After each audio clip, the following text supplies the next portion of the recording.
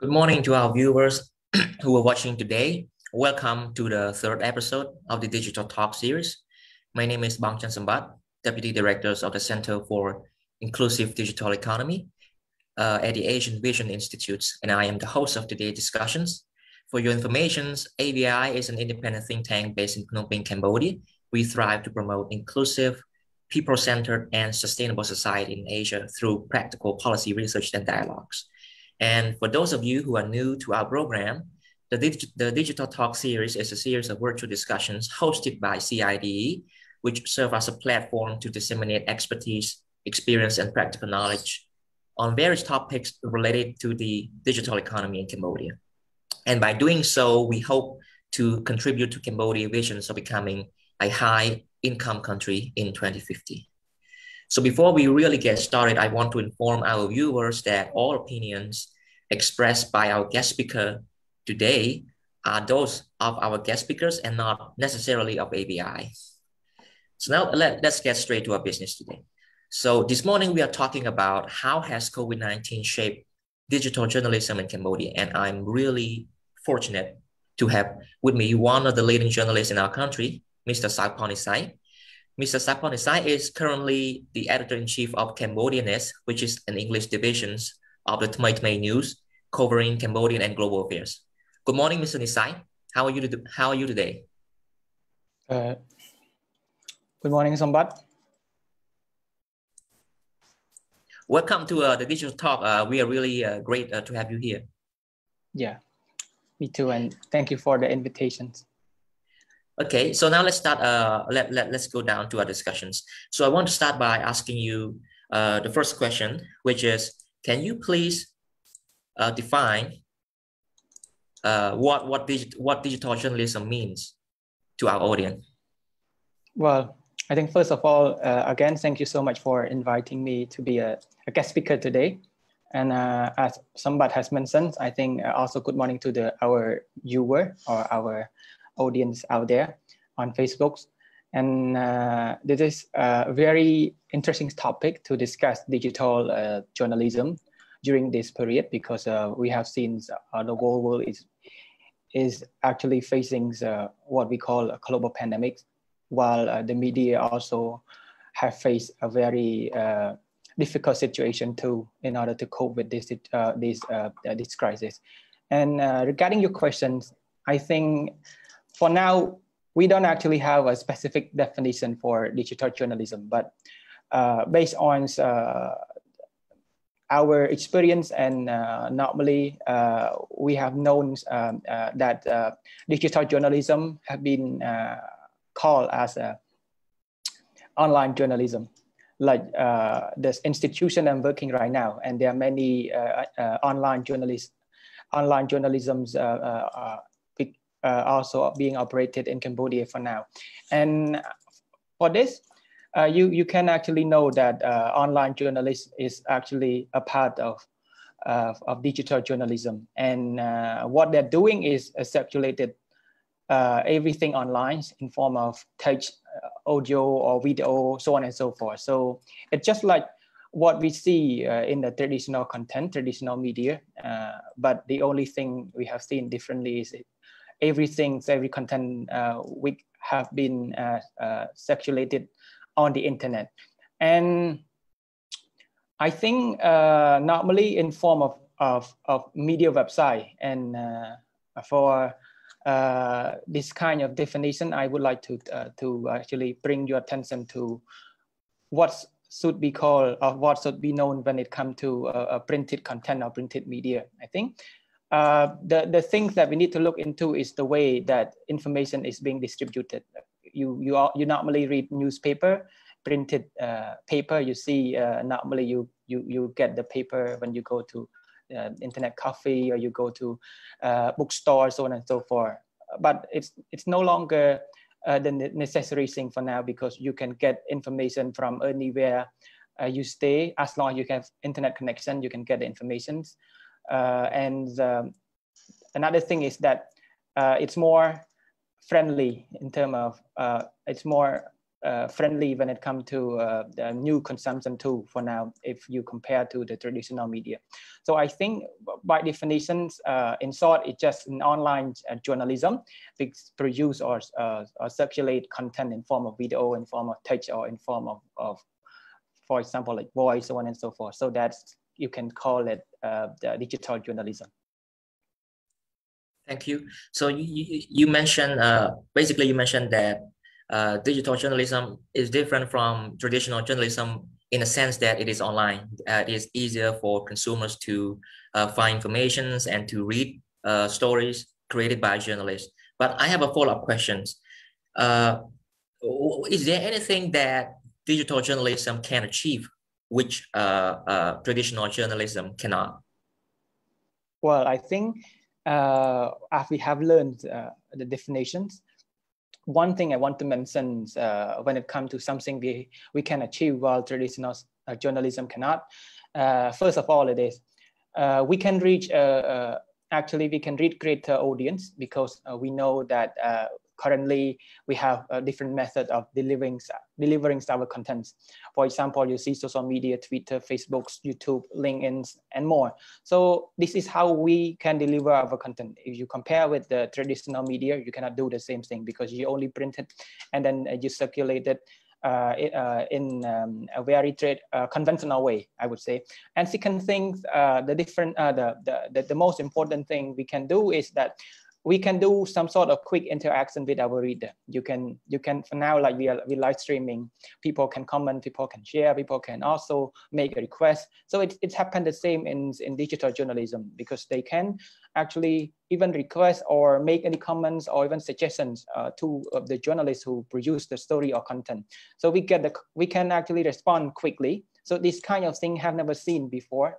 I mean, before the existence of internet or digital journalism. So this is very important too for the engagements between those media producer and people who consume it.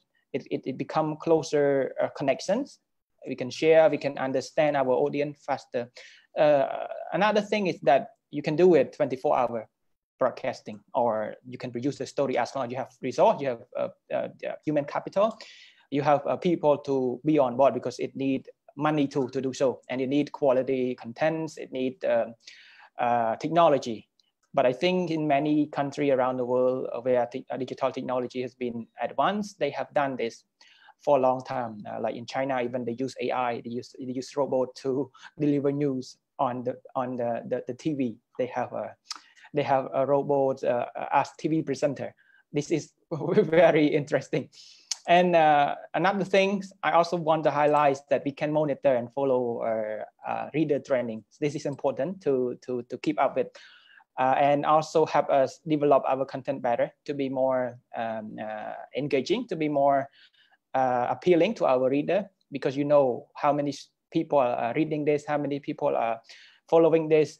And we know that, okay, this is a trending, this is a popular topic, so we can produce in a sense that we can respond to the demand of the people who are the consumer. And last but not least, I think you can also adjust things quickly, because people make mistakes. I believe that, and it more conveniently adjust it when it comes to a mistake we made online. So article being written, and after that we post on our website.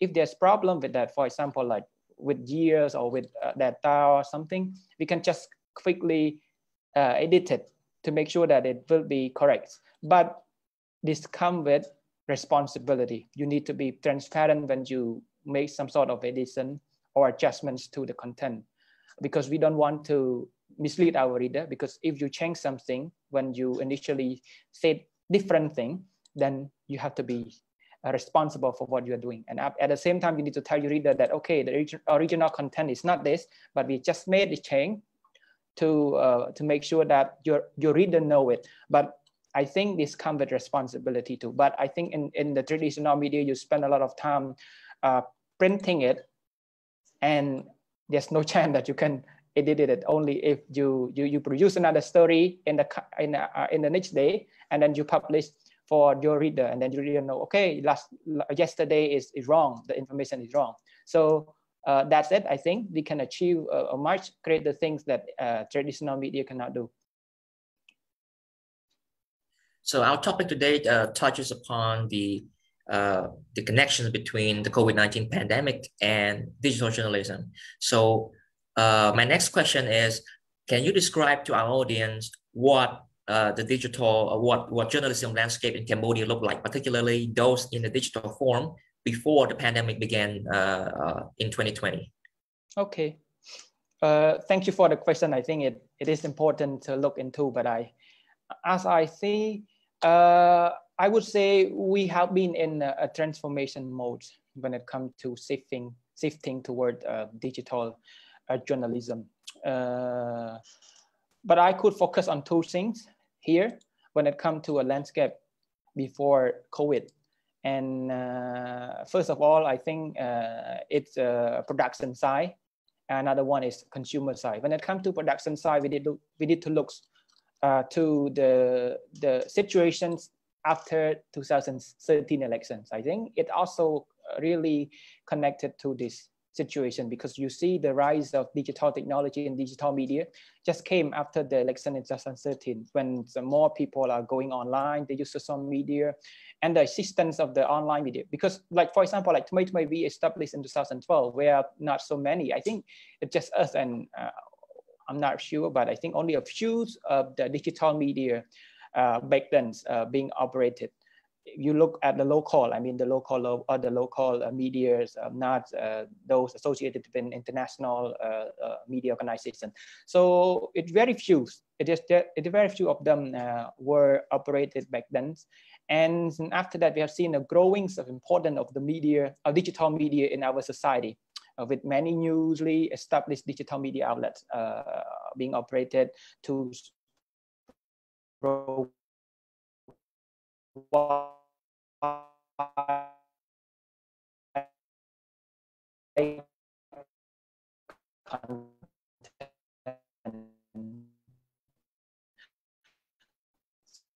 So this is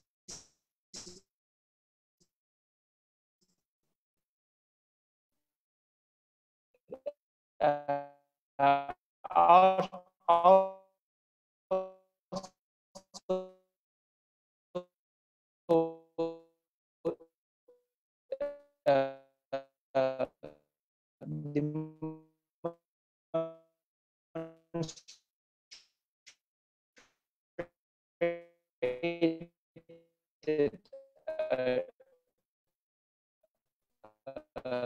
a change in the media landscape, especially how digital media is expanding.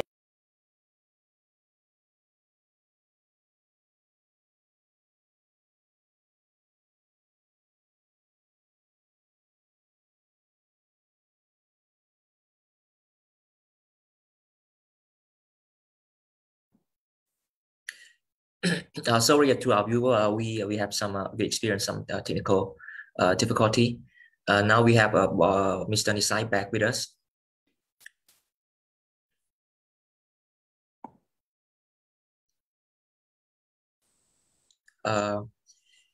Can you hear me clearly, Mr. Nisai?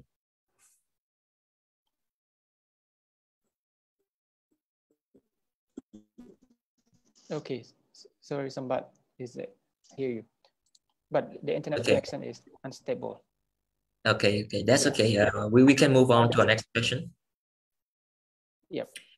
Okay, so my next question is has to do with COVID-19.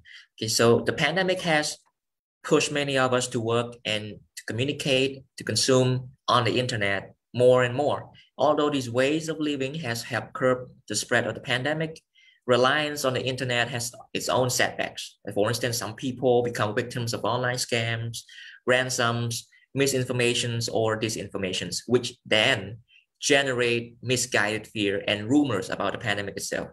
So my question is, do you see this situation as unintended consequences that we have to deal with in exchange for convenience and safety during the pandemic? Or is it something that comes with our increasing dependence on online news in this day and age?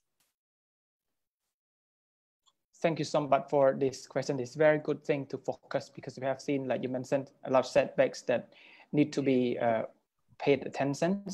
But to me, it is a general process of any transformations, because we know, like I mentioned earlier, the transformation towards digital society, digital ecosystem. So it is what it is. But the only thing we can know is that there are always challenges and a rising problem along the way. And we need to recognize that. And the governments, the people who are consuming the online content need to be aware of it and need to do the work together, because this problem can be even worse if it happen in the society like us. For example, like many people are not digitally literate. Many people cannot have sufficient education to understand the problem, and they are not able to cope with this change. But I think what we can do, like I mentioned earlier, is that we need to find some sort of mechanism to control. But in our country, as I said, we are trying to adopt. The only thing is that we need to find effective way of controlling the situation. For example, like law and regulation that need to be created and to facilitate the flow of information. It's not the flow of information itself, but how we can manage the consumptions and how the content we have been consumed by the people, to just at least have people use it in a more sufficient, properly, and also sufficiently, properly, and responsibly. And I think it also have to be ensuring that how we can have the digital journalism to be resilient and adaptive too. And people, as they're learning and as they are trying to cope with the change, they need to also have some sort of capacity building. I think we have been discussing with our media expert out there. They also suggest that people need to be at least having some sufficient level of media literacy. Even they know how to use it, have to use the social media in a more responsible manner, and how they should consume, which information they should, the information they should not. So this also help them. And also, in terms of supporting our citizens, I think we are there's an advantage in our society because we have young people. Majority of us are young. I think under 30, according to the available data on the population. So this is important. It is important, and at the same time, it is more advantageous to us too. Like we can have our people learn quicker because they are more they're more open to learning. They're more open to exploring new things, and they are quick in adapting to the new technology. But by mentioning this, I don't say that we need to ignore, not we need, but we ignore senior citizens. I think many developed countries, they already focus on how they could have senior citizens to move forward and also narrow the gap in digital technology, especially older people. The gap in digital knowledge is quite big in our country, but I think this can be achieved, digital inclusions, if we can have different approaches to help them. Program or should be made available to assist them, and also tool or devices which is more friendly for older people should also be made available too.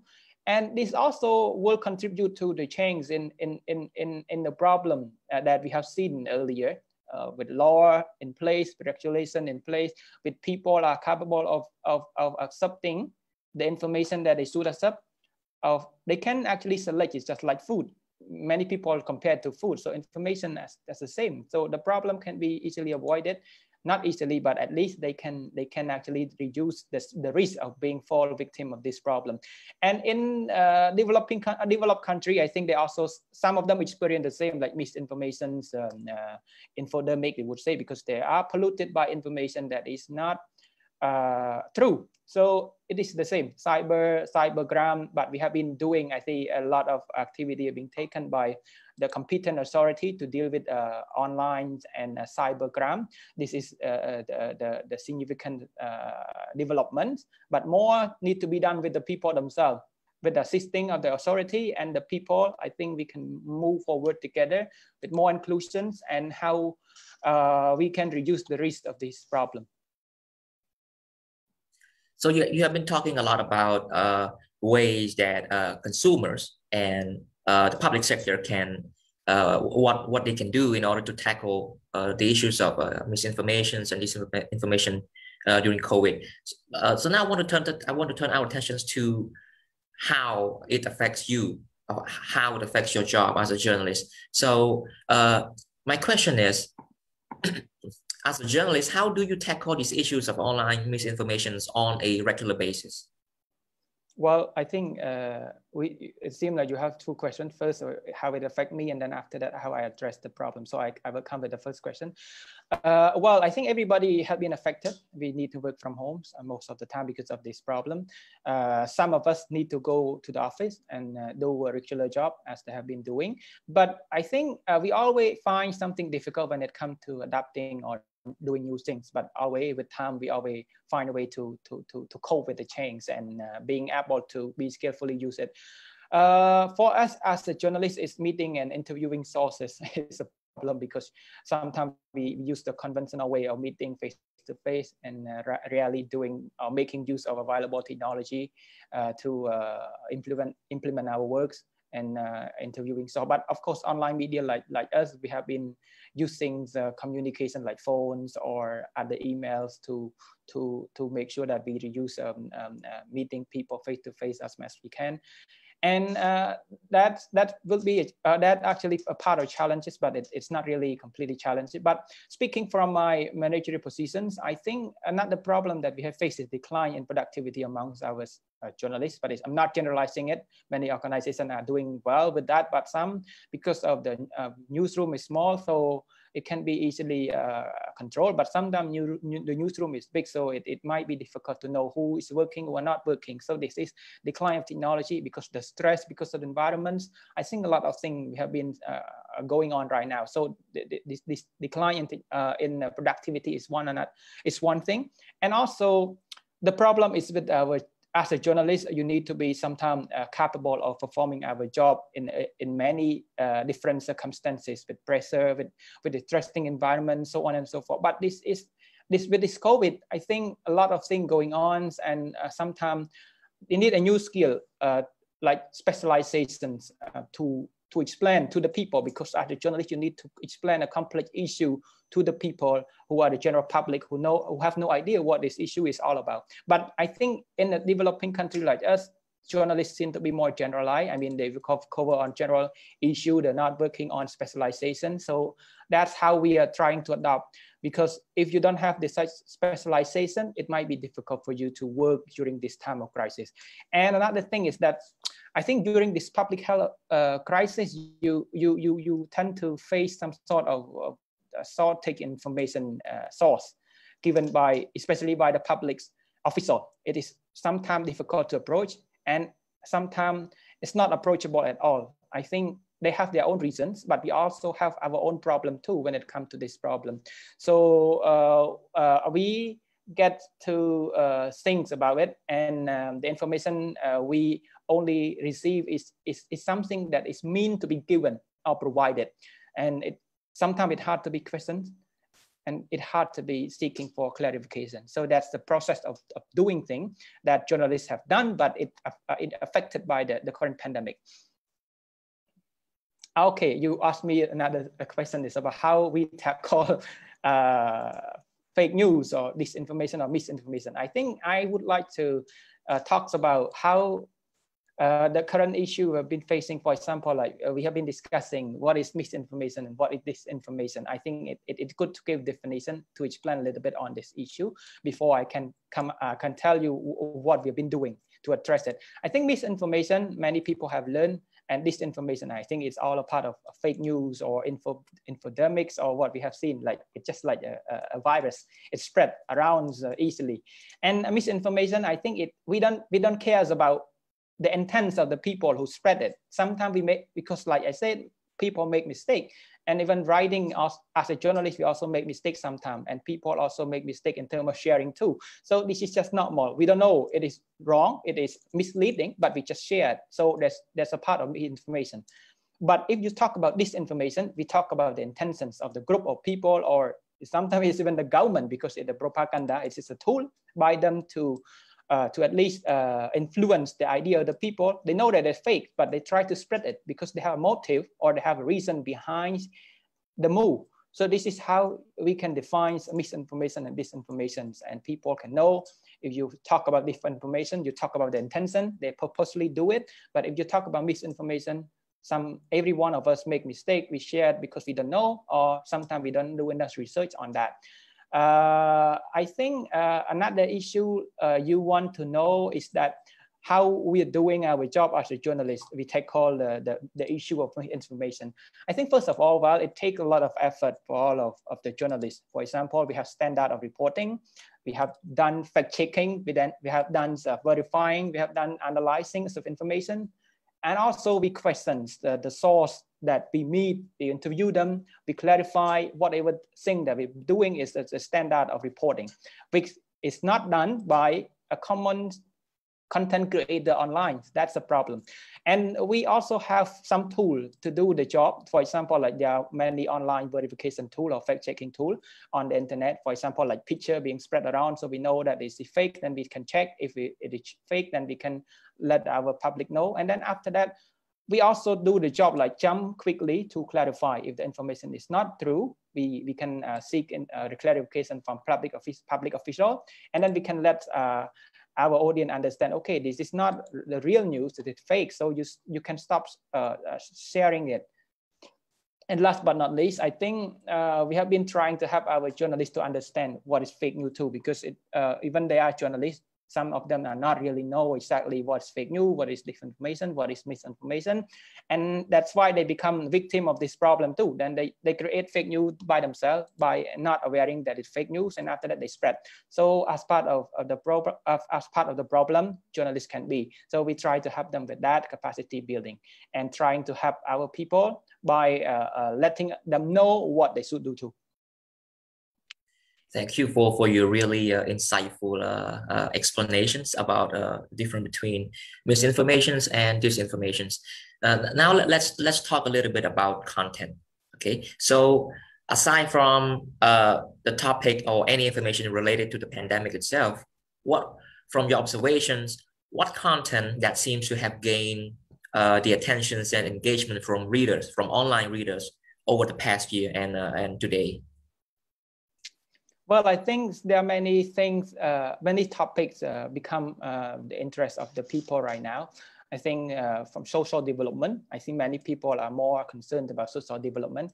Public health, with the pandemic, many people are seeking information related to public health issue, trying to know what exactly happening, how can they prepare themselves and then prevent that problem if it arrives.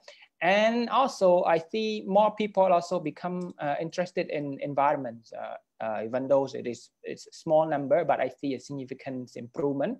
People seek that such information and try to understand too how environmental issue around them is being affected by people or by any man-made issue, so on and so forth. For example, like climate change, plastic pollutions, and other waste issue that also involve their health. So I think amongst them, I think one more thing is also some sort of financial touch. I think many content creators right now are jumping in and then try to create, and people are more aware of how financial touch is playing important role in development and their life and well-being. So based on my experience, I see these things.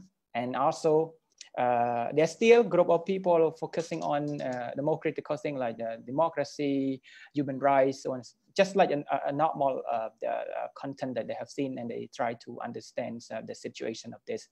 But of course, more people are trying to concern about their livelihoods, their environmental well-being, so on. Thank you. So we've been talking about, let's say, negative effects of COVID-19. We have been talking about how COVID-19 has, in some way, exacerbated the spread of misinformations and also disinformations about the pandemic and other issues in and outside of Cambodia. So we haven't been talking really spending much attention on the positive side. So my next question is, I want to know what is one positive effects that COVID-19 has had on your career as a journalist and also as an editor-in-chief of an established newspaper in Cambodia. Well, thank you for the question, but I think they always come with positive things in every crisis.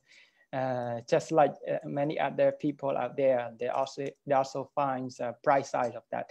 I think it gives a push to our transformation process. Many newsroom, especially my newsroom, gearing towards. It's not completely digital yet, but we're trying to be more digital. So with this, it supports us in terms of findings, business model for online journalism. It also helps us save our people, our journalists, our colleagues to do their job better, to do their job more effectively. And it also gives us an idea of what next we should go, I think what next we should do, so on and so forth. So it gives a push, I would say. It encourages us to move forward faster and try to explore any suitable way that fit our future as an online media organization.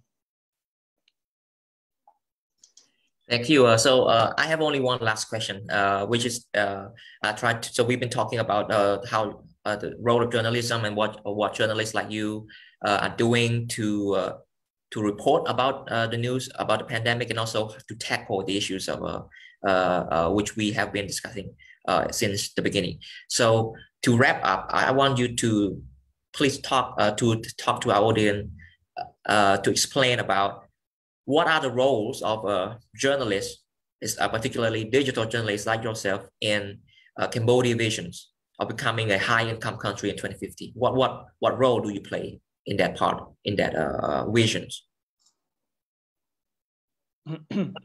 Well, I think this is the more critical question, I think, because we are looking at the future very, very optimistic, I think, for us as a journalist, because we have been doing as a part of Cambodia development over the past year. And we keep doing it, and we keep trying our best to make sure that Cambodia is moving towards a more sustainable future. If you ask me what is the role, I think my answer is short.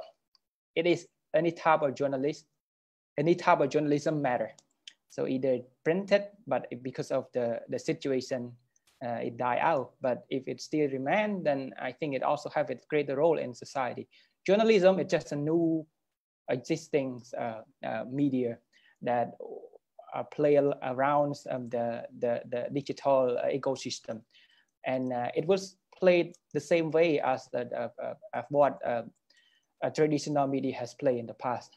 But it changed and it became more effective and it became more engaging with the audience.